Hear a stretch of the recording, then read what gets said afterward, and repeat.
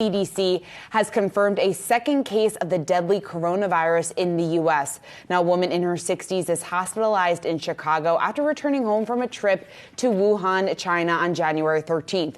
And in China, the government is restricting travel for about 40 million people as officials try to stop the virus from spreading. And just to put this in perspective, that is basically the equivalent of the population in California. Joining us now is Chris Meekins, healthcare policy analyst at Raymond James. And Chris, thanks for joining me today. As we try to sort through this, we obviously see the losses in the U.S. equities today. How big of an impact do you see this being on a global scale?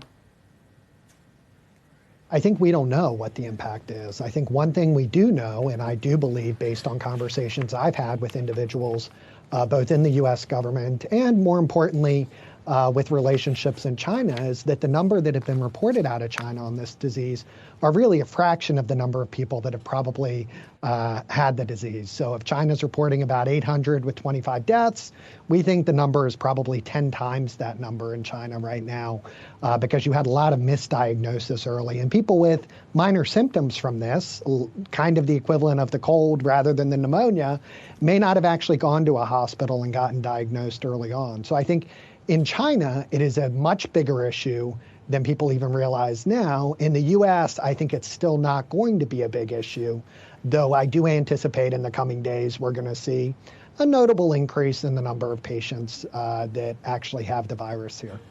Chris, the biotech sector has been in focus because of this. We had the Novavax president of research on the show yesterday. He was talking about the fact that the company is trying to develop a vaccine for the coronavirus. When you take a look at all that, take that into account, how likely or how successful do you think these efforts will be? I think it's important to know that from a commercial standpoint, we don't know how big the potential universe for any vaccine would be, right? We didn't have development of an Ebola vaccine for all those years because there wasn't a commercial market for that. And yet when the government then put up additional money to help develop it, then companies were willing to step forward.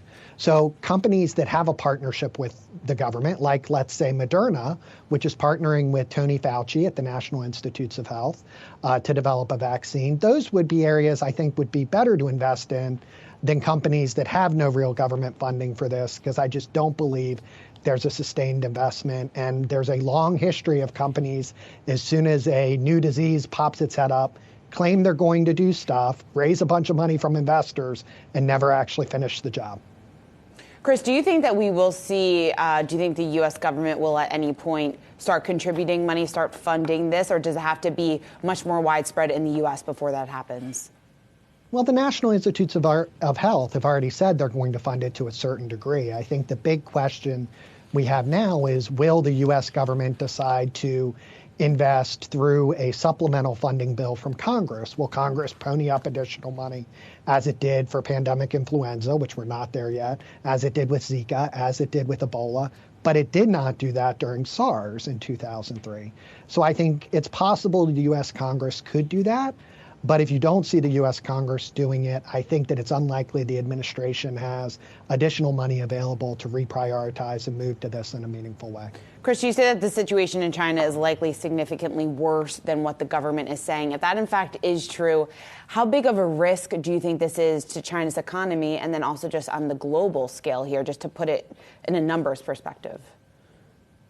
I think it's difficult to tell, and it's difficult to compare it to previous viruses, because China has a long history of not fully disclosing and not accurately counting the number of people with certain diseases, especially when there could be, it's attempting to save face on the global scale. So from my perspective, I think that anytime you restrict the travel of 40 million people, and as you said rightly, the size of basically California, that is going to impact the economy in a meaningful way.